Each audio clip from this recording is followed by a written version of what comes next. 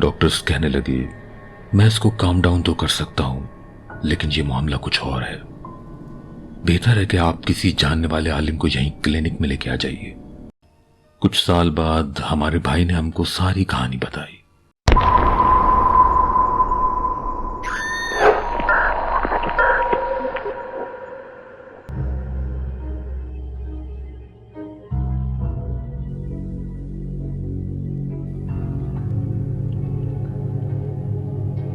लाहौर से ही मिस बानो लिखती है कि बचपन में उनकी एक कजन पर असरात हो गए थे।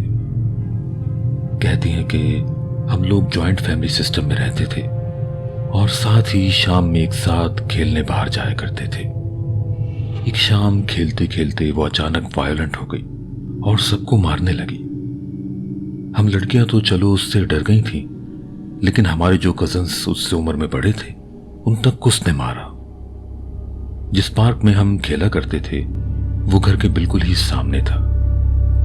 हम सब उसको छोड़कर गली में आ गए और बाहर से ही आवाजें देकर उसकी अम्मी को बुलवा लिया। उसकी अम्मी उसको लेने पार्क में आ गई, लेकिन वो उनके भी काबू में नहीं आई। फिर मोहल्ले के दो अंकल्स जो उस वक्त वहीं मौजूद थे उन्होंने पकड़कर उसको घर पे छोड़ा। घर में भी आते ही वो चीजें फेंकने लगी।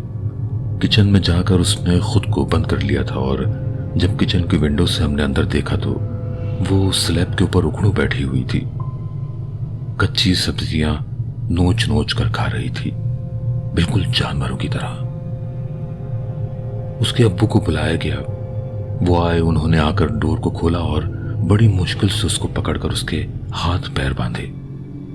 वो उस वक्त एकदम बेजान हो गई कि हम लोग डरने लगे कि कुछ हो तो नहीं किया उसको, लेकिन दादू कहने लगे कि वो सो गई है।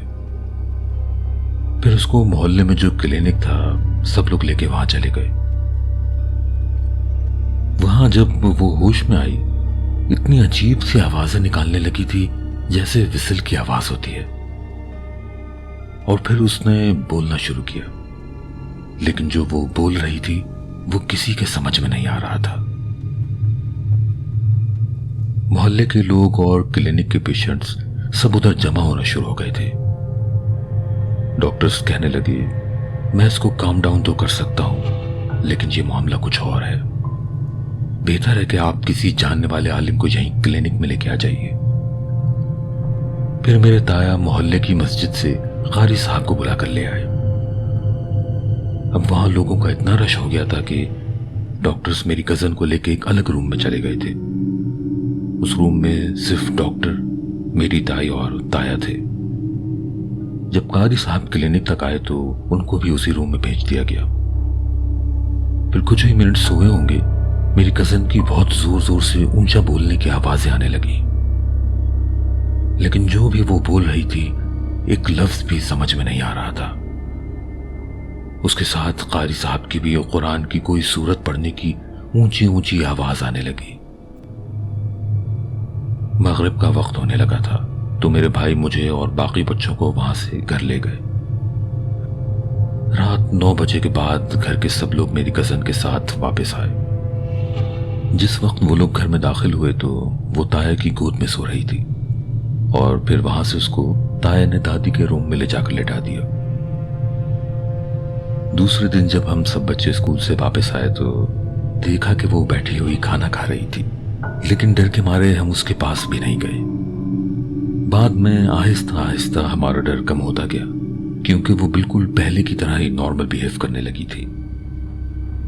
उस वक्त तो हमें किसी ने कुछ भी नहीं बताया था कि आखिर ये सब हुआ क्या था, क्योंकि घर वाले नहीं चाहते थे कि कजन को हम लोग कुछ भी बताएं। तो सिर्फ यही बताया गया कि उसको फिट्स पड़ते हैं, अब मेडिसिन लेती रहेगी तो ठीक रहेगी।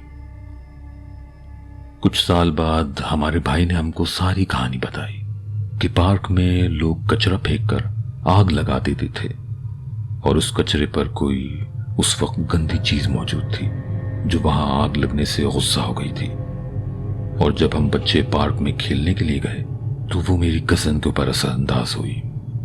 फिर हमें याद आया कि उस वाक़े के बाद से हमारे पार्क में खेलने पर पाबंदी लगा दी गई थी और जहां कचरा फेंकते थे लोग وہاں بھی کچرا پھینکنے پر پابندی لگ گئی تھی سوسائٹی کی طرف سے۔ اس کا مطلب تھا کہ یہ بات شاید محلے میں اور ہم لوگوں سے تو چھپائی گئی تھی، لیکن سوسائٹی والوں کو بتا دی گئی تھی تاکہ اس کچرے کی جگہ کو بند کیا جا سکے۔ اب تو ہماری اس کزن کو بھی یہ سارا ماجرا معلوم ہے۔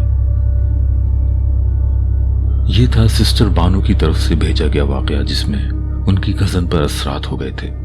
ویسے یہ بہت ہی عام رواج بن گیا ہے ہمارے ہاں کہ لوگ کسی ایک جگہ کچرا پھینکنا شروع کر دیتے ہیں، حتیٰ کہ سڑکیں گلیاں تک اس کچرے سے بلاک ہو جاتی ہیں۔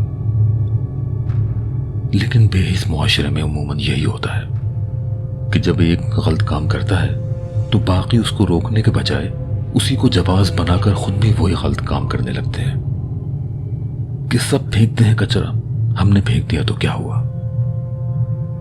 اور ظاہر ہے جہاں گندگی غلاظت جمع ہوگی وہاں طرح طرح کی گیسز بن جائیں گی جو انسان و حیوان کی صحت کے لیے کتنی نقصان دہ ہے۔